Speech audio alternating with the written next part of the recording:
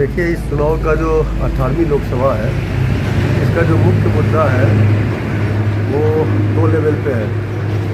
और वो पहला जो राष्ट्रीय, चूँकि पार्लियामेंट चुनाव है तो राष्ट्रीय लेवल पे जो मुद्दा है वो इंडिया ब्लॉक का वो ये है कि महंगाई 2014 से लगातार मोदी जी वो बढ़ाते जा रहे हैं। और 14 में जब आए थे तो उन्होंने कहा था कि 100 दिन में अगर महंगाई ख़त्म नहीं होती है तो चौराहे पे खड़ा करके मुझे जूता मारो। मगर बेतहाशा वृद्धि हुई है और महंगाई का आलम यह है कि आज लोगों का थाली खाली है। ये बड़ा मुद्दा है। दूसरा मुद्दा हम लोगों का जो है इंडिया ब्लॉक का, वो हमारा संविधान खतरे में है। लगातार केंद्र की मोदी सरकार जितनी भी संवैधानिक संस्थाएं हैं देश में, उनको वो न सिर्फ कमज़ोर करने की कोशिश कर रहे हैं बल्कि उनको वो भाजपा का बी टीम बना करके विरोधियों के खिलाफ इस्तेमाल कर रहे हैं। तो संकट में है। सांप्रदायिक ध्रुवीकरण लगातार करने की वो कोशिश कर रहे हैं, जैसा कि आपने सवाल के अंदर भी कहा। और सांप्रदायिक ध्रुवीकरण करते हुए वो इसकी परवाह नहीं करके देश इस वक्त जो है वो किस दौर से गुजर रहा है, किस हालत से गुजर रहा है, इसमें भाईचारगी, एकता, मोहब्बत इसकी ज़रूरत है। चूँकि जिस रास्ते पर देश को ये ले गए उसमें हमारा देश एक तरीके से पूरे दुनिया का जो राजनीतिक जो माहौल है उसमें हमारा देश एक तरीके से कटा हुआ है। तमाम जो हमारे बगल की जो छोटे छोटे देश हैं वो एक तरीके से दुश्मन बना हुआ है। एक परिवार के गार्जियन की जिम्मेदारी होती है वो अपने चौहद्दी के सारे परिवारों को अपने साथ लेके चले, लेकिन ऐसा ये नहीं कर रहे हैं। तो एक ये भी मुद्दा हमारा है। हमारा मुद्दा जो है सो बेरोज़गारी का है। इन्होंने कहा था लगातार कि हम 2 करोड़ युवाओं को रोज़गार हर साल देंगे। अब 10 साल में 20 करोड़ होता है। मगर भाजपा सरकार की जो नीति रही है वो हिंदुस्तान का जो तमाम जो सरकारी सेक्टर है, प्राइवेट सेक्टर है, उसको बंद करने का रहा है। उसको निजी हाथ में दे करके वो धन कमाने का एक तरीके से पार्टनरशिप अडानी अंबानी के साथ मिल करके इनका रहा है, जिसके चलते 18 करोड़ युवाओं का जो है उल्टा रोज़गार देने की सवाल छोड़िए, 18 करोड़ युवा देश में बेरोज़गार हो गए। तो ये सबसे बड़ा विषय है।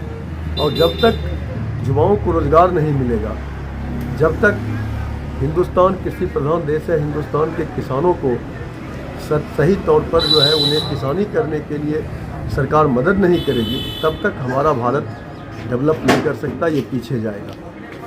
और इसीलिए आप ये देखेंगे कि पिछले 1 साल से 1.5 साल से नरेंद्र मोदी जी के सारे जो भटकाने वाले जो नारे हैं उसमें हमारा जुबा नहीं पड़ रहा है। अब वो सीधा अपने पेट की बात कर रहा है, वो अपने नौकरी की बात कर रहा है।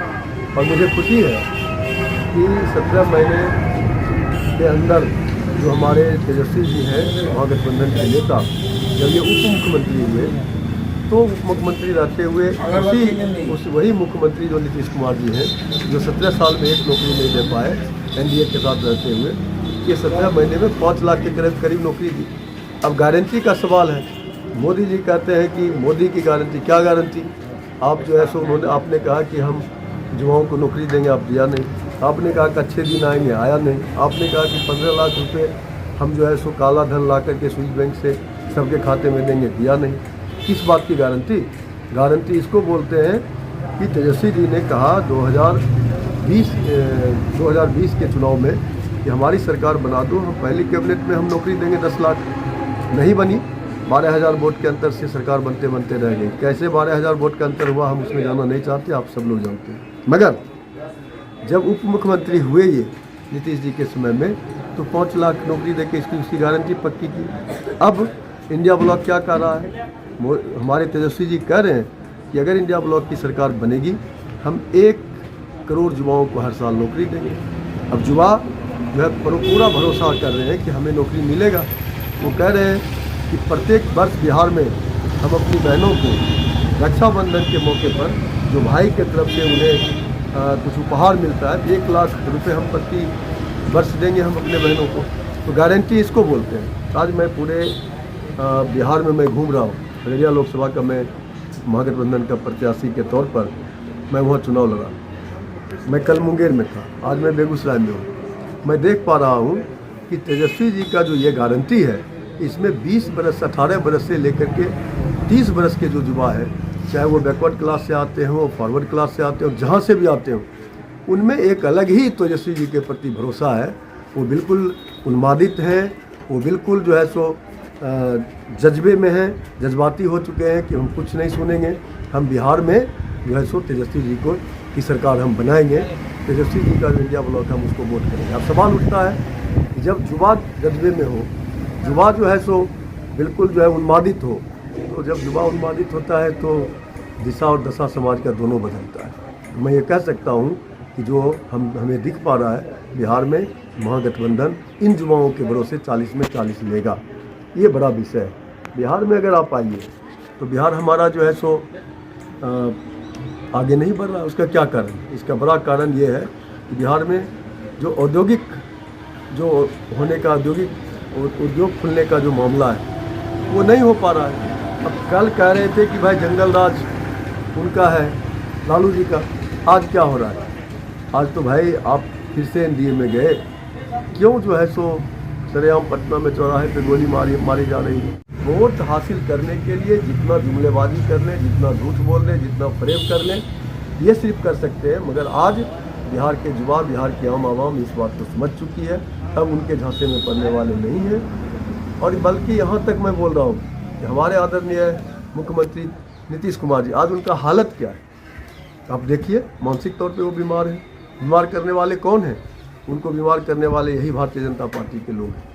आज उनका मानसिक संतुलन बिगड़ गया। ये 400 के पार बोल रहे थे और मुख्यमंत्री हमारे 4000 के पार बोल रहे थे। हिंदुस्तान के एक बड़े राज्य के मुख्यमंत्री का आपने क्या हालत बना रखा है?